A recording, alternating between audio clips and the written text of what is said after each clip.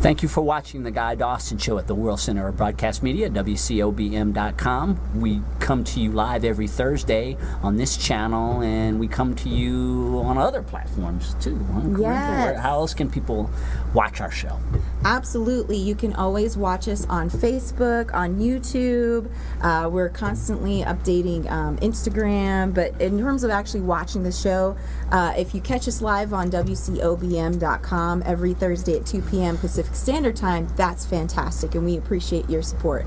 But you can also watch our shows. You can actually binge watch The Guy Dawson Show. Yes, you can. And this is the funny thing. We were just having a conversation with Anna from the previous interview. She was saying that she couldn't go to bed because she was watching more interviews. Oh, ours? We were keeping somebody up late at night. Yes. It was 2 o'clock in the morning. She's like, I gotta go to bed, but I want to hear what they're gonna ask next.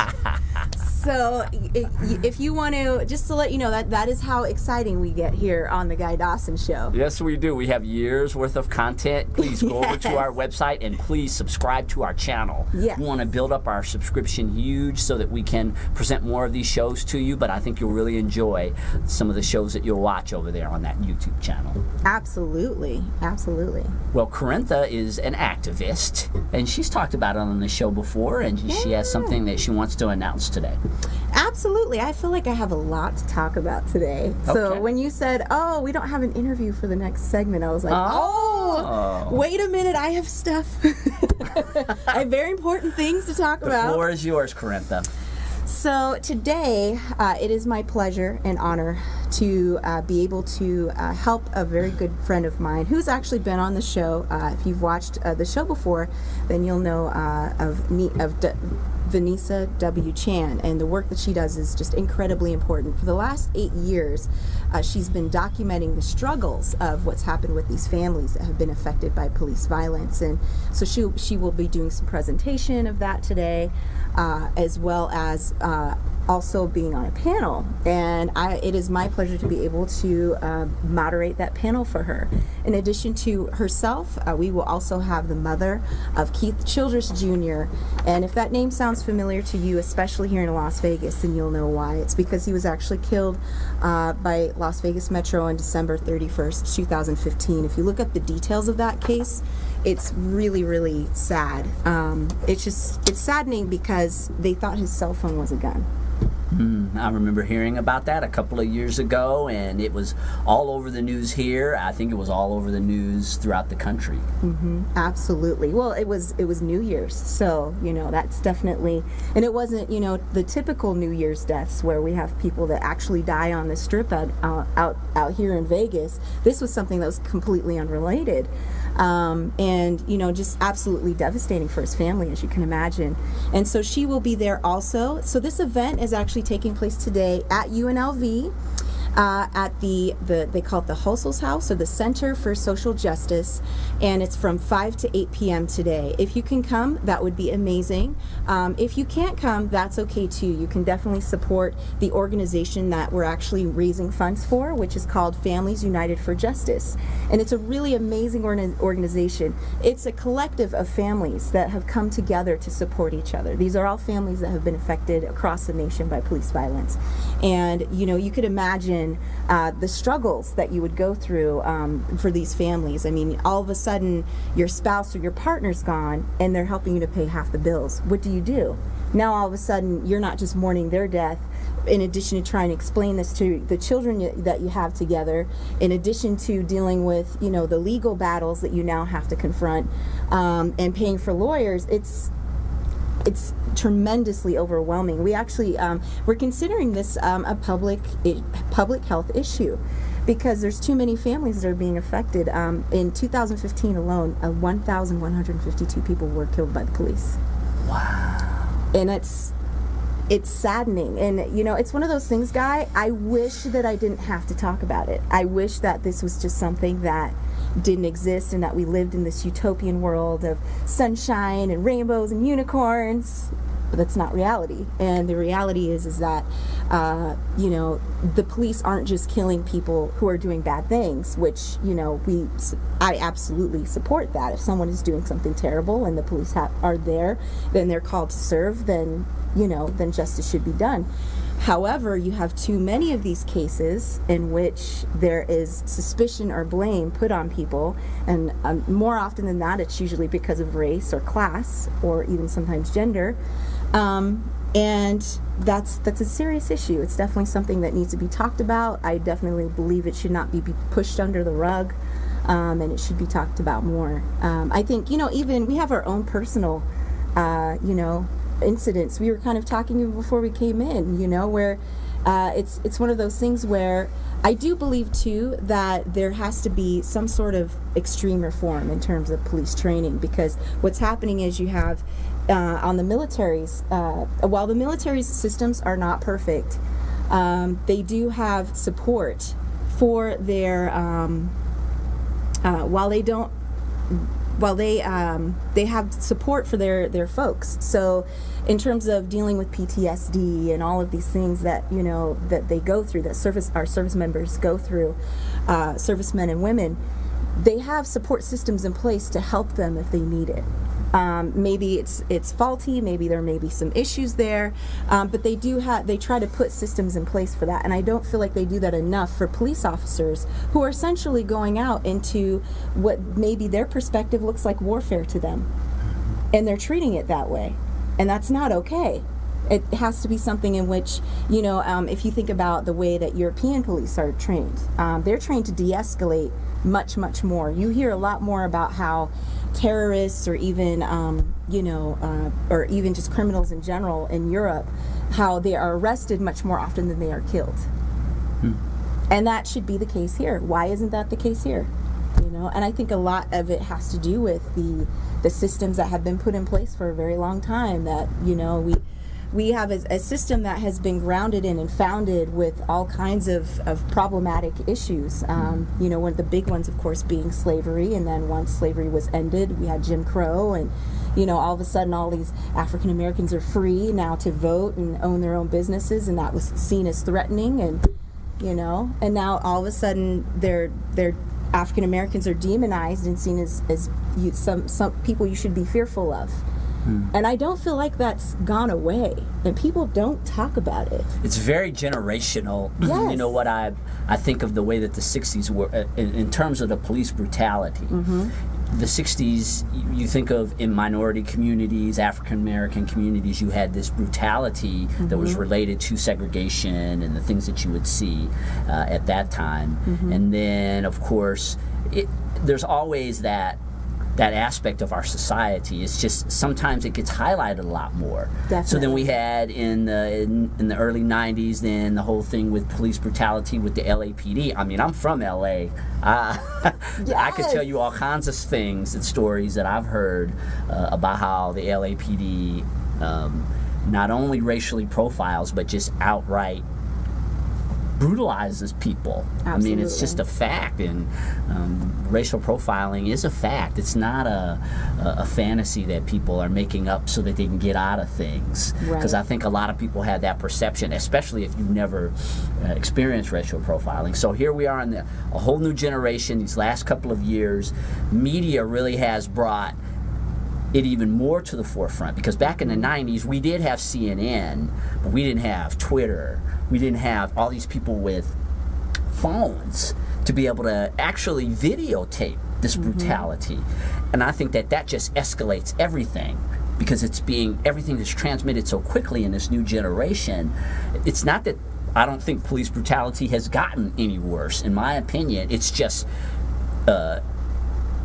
it's not really sensationalized. It kind of is, though, because they pick and choose the cases that they want to highlight based on certain aspects of it. So, because this happened on New Year's in Las Vegas, that's sensational. We're going to promote that. But other cases that happen on, we have lots of cases of police violence that are never talked about for that reason, because it's not going to bring the high ratings. Yeah, and for a lot of people in communities, particularly, it seems to be minority communities or low-income communities, they don't feel they have a partnership with police. Right. They just see the police as a force that's sent in to oppress them, not to support their rights and this is just something that really I've been having a lot of trouble with. and it's not really so much on the police brutality side, but it's on it's a city like Chicago. Let's take for instance. Oh, yes. Chicago had the most murders of any city, I think, in the history of America in 2016. I think it was 478 murders happened in the city of Chicago in 1 year. It was more than New York and LA combined. Can you imagine? And there were that many people lost their lives in 1 year in Chicago. Mm-hmm. And so you've got people in those communities, they feel like they're hostages in their communities just because they, for whatever reasons, economic, whatever it was, you know, we don't choose how we end up on this planet. You play with the hand you're dealt. So you could be born in the ghetto, you could be born in Beverly Hills. It's not like you have any say on where you are born. So you have this this feeling amongst a lot of people, I think, that their rights aren't being protected. Right. That the rules that apply to some people just don't apply to them, mm-hmm. and then it's just, and like you said, I think it's the dehumanization mm-hmm.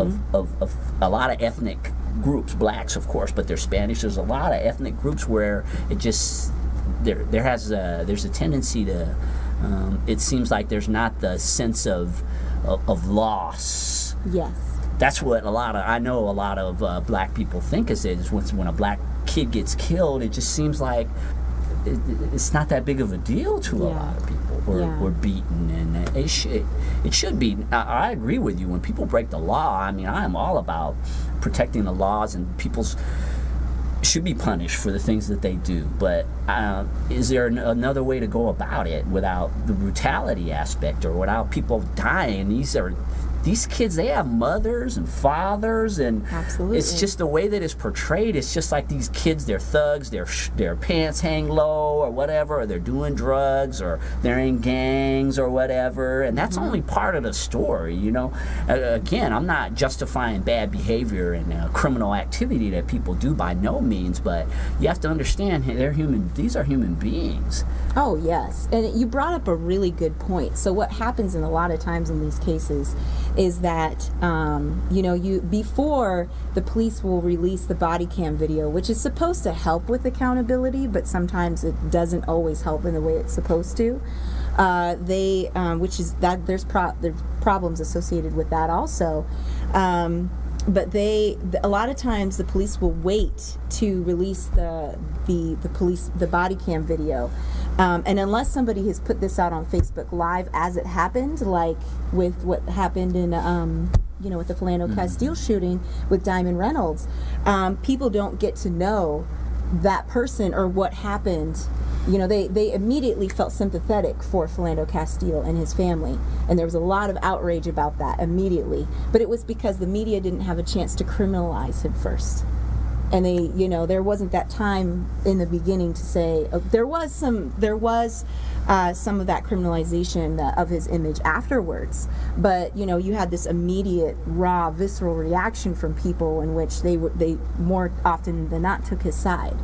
And a lot of times you don't get the video right. If you don't get the video right away, what happens is that the media will sometimes criminalize the victims before, so then people get a chance to think, oh, well, they should have died anyway, and that's not okay. We shouldn't be thinking that way. We should be thinking, okay, should he be held accountable for any crimes that he has been committed? Sure, but he should be arrested like someone else and go through the criminal justice process or system, which is also problematic, but yeah, that's a whole nother story. That's a whole other segment. The way that the system works. But yes, I agree that there is a perception of criminality, and mm-hmm. it's just immediately attached to that, whatever that situation is. Usually when it's some type of a minority defendant. Mm-hmm. It's just throughout my life I've seen that over and over again, and it's not that that a white person who commits a crime is not seen as a thug, because they are anybody, but it just seems mm-hmm. that a lot of these deaths seem to be with minorities, mm-hmm. and in particular black people. I don't know why. I do know why, but I'm going to get into all of that. Well, you know, and it's one of those things, Guy, that there's information out there, so it's available. You can do the research. It's there's a really good website called that's titled www.mappingpoliceviolence.org, and it gives you really good, solid data and statistics, and will tell you, okay, I believe that it said something about African Americans are typically 3 times more likely to be shot by the police or killed by the police, something like that. So you'll find out statistics like that. And then also too, I did want to tell everybody, so, you know, as much as we have been talking about what's happening with these families, and as much as we've been talking about, you know, how they are human, they're human beings, and they have families, we would love for you to support these families. I'm actually, this event tonight is in support of that, of this particular organization, but we have a specific cause in mind. So what's happening is in June, June 15th through the 18th, it is my pleasure. I will actually be at the Allied Media Conference at Wayne State University in Detroit. And oh, really? Yes. So I will be actually presenting some research and doing a workshop, and then and of course my friend Miss Vanessa will be helping me with that as well. But we're also going to be hosting an event on the 15th, June 15th, and this is what's really important. It's going to be the families that have been affected by police violence. Basically originally 30 families signed up, and then all of a sudden we had more, and so now it's gotten to about 50. So we're raising funds for them to be able to travel to and have accommodations and be able to pay for this conference. The reason why it's so important for them to come is because we're going to have workshops in which we'll be working with them to figure out ways where they can be talking to each other, saying, oh, you know what, don't go with that lawyer. He's a scam artist, or, you know, things like that. So they can be talking to each other and supporting each other through their struggles. You know, maybe finding out what possible resources and support they can get. You know, and not just that, but also healing. Healing is so important for them. So we will be having workshops and different. My friend will actually be hosting a yoga session that is specifically focused on trauma and folks who've dealt with trauma, and how do they, you know, release that through yoga. So things like that are incredibly amazing, incredibly important, and very, very helpful for these families. That's what we're raising. We're raising the money for that. Yeah, I think it's really important that we have to humanize things. Yes. Because we have a media that really feeds on negativity. Mm-hmm. Oh, yeah. Ratings are driven by negativity and pointing the finger, and it has such an effect on the way that people in our society perceive things. And I think that in our world, in a lot of ways, when we're specifically talking about these cases where people lost their lives, you know, who knows what the circumstances are. Sometimes, you know, things happen, we'll say that. But you know, this is a human experience that we're all having here. Mm-hmm. And I think that you have to have people that are out there doing things like you are, and other advocates, to show the humanity of these situations, rather than always just focusing on pointing the finger, blame, or mm-hmm. people not wanting to take responsibility for the things that they're doing.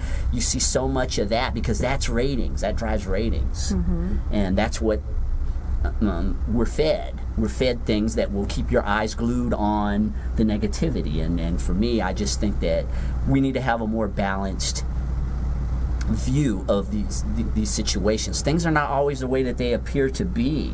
Correct. We know that in our own lives. What makes you think that in these situations that they're black and white, right? When you think about your situations that you go through in your life, there's always all kinds of variables. But when mm-hmm. people see something like this, brutality, some kid gets killed immediately, it's just, oh, it has to be this way.